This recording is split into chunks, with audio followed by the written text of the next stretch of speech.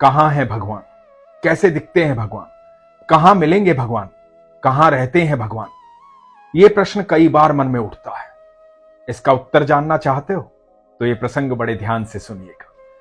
हरे कृष्ण दोस्तों, मैं हूं अनुज शर्मा। एक बार एक परिवार था। ईश्वर के अनन्य भक्त थे सब। भगवान की आराधना करते थे, पूजा पाठ करते थे, भगवान को भोग लगाते थे, भगवान से बातें करते थे। उसी परिवार में एक छोटा बच्चा था। बच्चा स्कूल जाता था।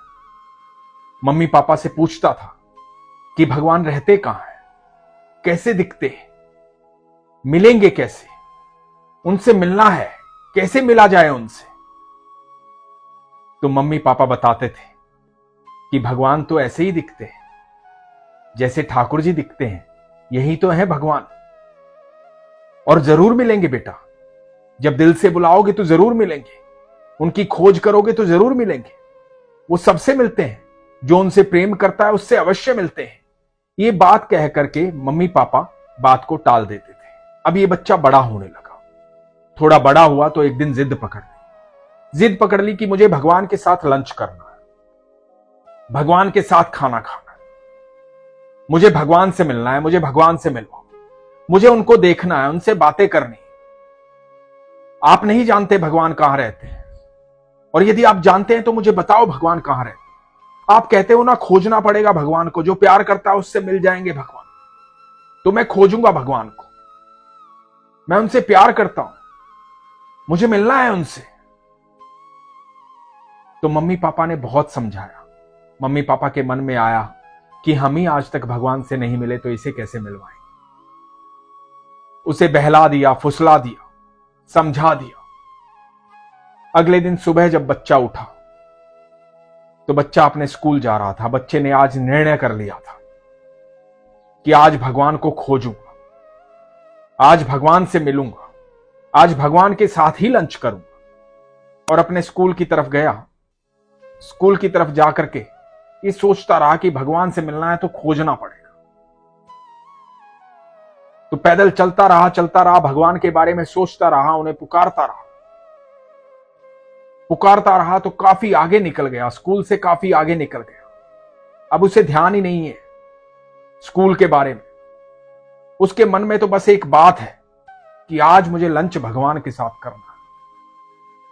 चलता अपने गांव से दूर निकल गया, बाहर नदी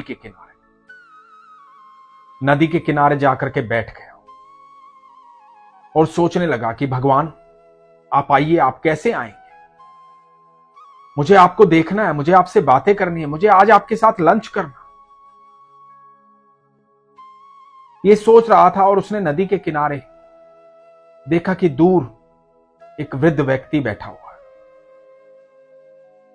और वो उसकी तरफ देख रहा है, देख करके मुस्कुरा रहा है। तो बच्चे को लगा कि ये भगवान बैठे हुए हैं, ये मेरी तरफ देख करके मुस्कुरा रहे हैं, ये मेरा इंतजार कर रहे हैं। तो बच्चा उस वृद्ध व्यक्ति के पास गया और जाकर के कहा कि आपको भूख लगी है ना? मुझे भी बहुत भूख लगी है, मैं आपका इंतजार कर रहा था, आओ साथ में लंच करते हैं। और बच्चे ने स्कूल का टिफिन खोला और उस वृद्ध व्यक्ति के सामने परोस दिया और कहा कि आओ साथ में मिलकर लंच करते हैं। वो वृद्ध व्यक्ति बच्चे की तरफ देख रहा था, मुस्कुरा रहा था, उसके सर पर हाथ फिरा रहा था, उसको स्नेह कर रहा था। और वृद्ध व्यक्ति ने देखा कि भोजन है, बच्चा कह रहा है कि साथ में करते हैं, और उन्होंने साथ में भोजन किया, साथ में भोजन खाया, बहुत सारी बातें की। भगवान से जितने प्रश्न उस बच्चे को पूछने थे उस वृद्ध व्यक्ति से पूछे। उस वृद्ध व्यक्ति ने हर एक प्रश्न का उत्तर दिया, बहुत सारी बातें की, बहुत सारा स्नेह किया, बच्चे को बहुत कुछ समझाया, बड़ा प्यार किया, दुलार किया। शाम होने लगी। बच्चे ने कहा कि अब मुझे घर जाना है, मेरे माता पिता मेरा इंतजार कर रहे हो। वृद्ध व्यक्ति ने कहा कि हां, तुम्हें अब घर जाना चाहिए, तुम्हारा परिवार तुम्हारा इंतजार कर रहा होगा। और यह कहकर के बच्चा चलने लगा। अब बच्चा पीछे मुड़ मुड़ कर देख रहा था, वृद्ध व्यक्ति मुस्कुरा रहा था। बच्चा बार बार मुड़ मुड़ कर देख रहा था कि वृद्ध व्यक्ति देख करके मुस्कुरा रहा है। बच्चा हाथ हिला करके उससे विदा ले रहा था। इधर बच्चा अपने घर पहुंचा। घर में सबको हड़बड़ाहट थी। माता पिता बच्चे को ढूंढ रहे थे। काफी देर हो गई थी, बच्चा आया नहीं था। पता लगा कि विद्यालय भी नहीं गया है। चिंता का माहौल था। सब परिवार वाले चिंतित थे और बच्चा वहां पहुंचा और बच्चा मुस्कुरा रहा था। माता पिता ने बच्चे को देखा, बच्चे को गले लगाया। आंखों में अश्रु थे। पूछ रहे थे, कहां गया था बेटा, कहां चला गया था तू? और बच्चा मुस्कुरा रहा था। बच्चा कह रहा था कि मैं भगवान से मिलने गया था। आज मैंने भगवान के साथ लंच किया। भगवान बूढ़े हो गए। भगवान को भी बहुत जोर से भूख लगी थी। जब उन्होंने भोजन किया तो उनके चेहरे पर अद्भुत मुस्कुराहट थी। अद्भुत तेज था उनके चेहरे पर। बहुत सारी बातें की मेरे साथ। मुझे बहुत सारा प्यार किया। मेरे सर पर हाथ फिरा रहे थे। बहुत सारा दुलार कर रहे थे। बहुत सारा स्नेह दे रहे थे। जब मैं वापस आ रहा था तो मुस्कुरा रहे थे। अद्भुत मुस्कुराहट थी उनके चेहरे पर। आज मुझे संतुष्टि मिली है कि मैंने भगवान के साथ भोजन किया। इधर जो वृद्ध व्यक्ति है वो भी अपने गांव की तरफ गया। वो भी बहुत खुश था, मुस्कुरा रहा था। जब गांव पहुंचा तो गांव वालों ने देखा कि बूढ़े बाबा बड़े मुस्कुरा रहे हैं, बड़े खुश हैं। तो एक व्यक्ति ने पूछा कि बाबा आज बड़े मुस्कुरा रहे हो, बड़े प्रसन्न हो, बड़े खुश हो, कहां गए थे, सुबह से दिखाई भी नहीं दिए? तो वृद्ध व्यक्ति ने कहा कि आज मैं भगवान से मिलकर आ रहा। भगवान बाल रूप में मेरे पास आए थे। 2 दिन से मुझे भूख लगी थी। भोजन बनाने की व्यवस्था नहीं थी। गांव में किसी से कहा नहीं। नदी के किनारे जाकर के बैठ गया। इंतजार कर रहा था कि भगवान सुनेंगे, भगवान ही व्यवस्था करेंगे। और भगवान स्वयं आ गए, भोजन लेकर के, बाल रूप में। अपने हाथों से मुझे भोजन करवाया, मेरे साथ बैठे, बहुत सारी बातें की। उसके बाद यह कहकर के विदा ली कि मेरे माता पिता मेरा इंतजार कर रहे हैं। मैं विस्मित होकर के उनको देखता रहा। वो मुझे हाथ हिला करके विदा लेते रहे। वो आगे बढ़ते रहे, बढ़ते रहे, और मैं चुपचाप उन्हें देखता रहा। मेरी आंखों से ओझल हो गए। मैं उन्हें देखता रहा।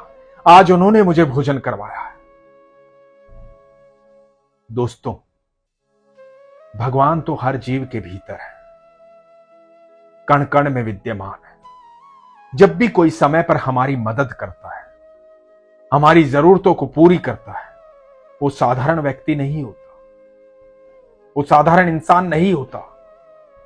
उसके दिल में भगवान बैठ करके हमारी मदद करते हैं। जब भी हम भगवान को मुसीबत में पुकारते हैं और कोई हमारी मदद करने अचानक से चला आता है, वो साधारण व्यक्ति नहीं होता। उसके मन में ईश्वर बैठे होते हैं, इसलिए वो हमारी मदद करने आता है। जब भी हम किसी की मदद कर रहे होते हैं तो हमारे मन के अंदर वो भाव होता है कि हम किसी की मदद करें। वो भाव प्रकट होता है भगवान के विद्यमान होने से, क्योंकि भगवान उस समय हमारे मन में विद्यमान होते हैं और हमसे वो कर्म करवा रहे होते हैं, किसी की मदद करवा रहे होते हैं। भगवान तो हर जीव के भीतर समाहित है, हर जीव के अंदर है।